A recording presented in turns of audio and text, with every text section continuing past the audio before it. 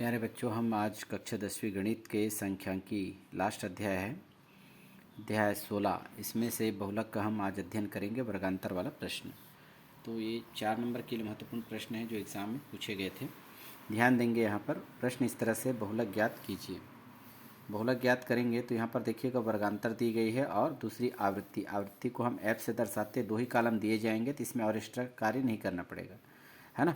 बहुलक के बारे में सबसे पहले ये समझ लिए, बहुलक को अंग्रेजी में कहते हैं मॉड। तो बहुलक होता क्या चीज़ है, पहले ये जाने। बहुलक का मतलब होता है जिसकी आवृत्ति सबसे ज़्यादा हो, है ना, वह उसका बहुलक कहलाता है। लेकिन यहाँ पर वर्गांतर के रूप में दे दिया गया है। तो बहुलक में हम देखेंगे फ्रीक्वेंसी, एफ फॉर फ्रीक्वेंसी है, तो सबसे बड़ी संख्या है 16।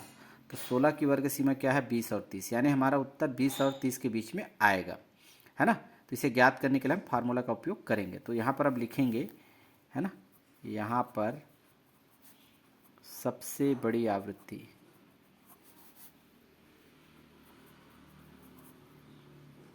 आवृत्ति 16 है और इसकी वर्ग सीमा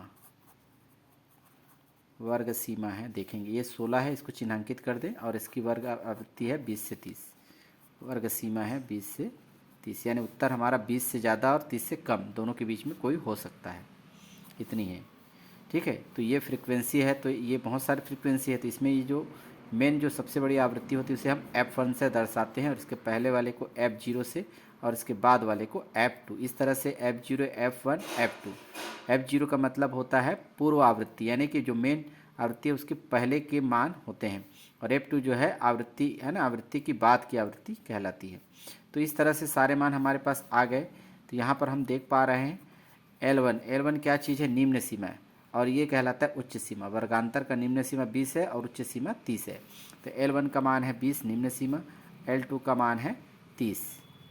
अब I निकाल लेते हैं। I क्या चीज़ है, यहाँ पर है वर्गांतर, यानी दोनों के बीच में वर्गांतर में कितने का अंतर है। तो 30 में हम 20 घटा सकते हैं, तो आएगा अंतर कितने का, 10 का। और 3 मान हमारे पास पहले से मौजूद है। F0 का मान 5 है, F1 का मान 16 है, और F2 का मान है 12।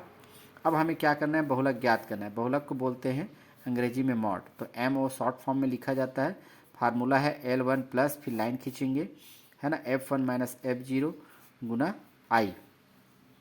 नीचे में है 2F1 माइनस कोष्टक के साथ, है ना, F यहाँ पर हो जाएगा 0 प्लस F2। ध्यान देंगे ये जो फार्मूला है किताब से थोड़ा अलग होगा, क्योंकि बच्चे यहीं पर गलती करते हैं। ये जो फार्मूला में दोनों माइनस माइनस में, तो हमने कोष्टक में घेर करके दोनों के बीच में प्लस लगा दिया ताकि आपका काम और आसानी से हो सके। ध्यान देंगे, आप इसी तरह से बनाइए, ज़्यादा इजी होगा। मॉड बराबर L1 क्या चीज़ है, यहाँ पर है 20, यानी कि निम्न सीमा का मान 20, प्लस, अब पहले लाइन खींचे, F1 का मान देखकर लिखेंगे, हमारे पास है 16 कोष्टक के अंदर 16 ऋण, F0 का मान देखेंगे 5 है, फिर गुना I का मान हम देखेंगे, I का मतलब वर्गांतर का मान है 10, लिख देंगे 2F1, यानी दो का गुना F1 से होना है, 2 गुना F1 का मान क्या है 16, माइनस, फिर कोष्टक है F1 और F2 का प्लस, यानी जोड़ना है। तो यहाँ पर देखेंगे F0 का मान 5 है, प्लस F2 का मान है 12। आगे फिर कंटिन्यू प्रोसेस करें। MO बराबर 20 प्लस, फिर लाइन खींचे, 16 में 5 घटाना स्पष्ट दिखाई दे रहा है, 11 गुना 10, 2 का गुना 16 से करेंगे तो 16 दूनी 32, फिर माइनस है तो माइनस, दोनों में प्लस है तो जोड़ेंगे, 5 और 12 को जोड़ेंगे तो आएगा 17। आगे हम प्रोसेस करते हैं। MO बराबर 20 धन, अब देखो 11 गुना 10 अभी रहने देते हैं, 32 में हम 17 घटा सकते हैं तो बचेगा 15, 10 और 15 कट सकता है 5 से, 5 दूनी 10, 5 तिया 15। हमारे पास आगे प्रोसेस में दिखाई दे रहा है मॉड बराबर 20 धन, ये 20 को लगातार लेके चलना ही, इसमें भी कुछ भी अभी नहीं करना है।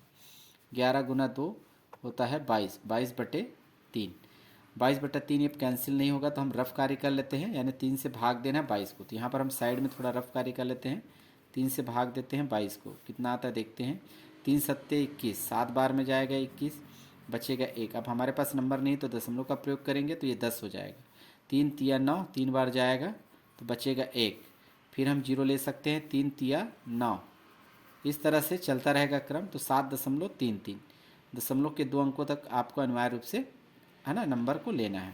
तो यहाँ पर आप ध्यान देंगे 22 बटा 3 के स्थान पर हम लिखेंगे 7.33। आगे प्रोसेस में MO बराबर 20 धन 7.33।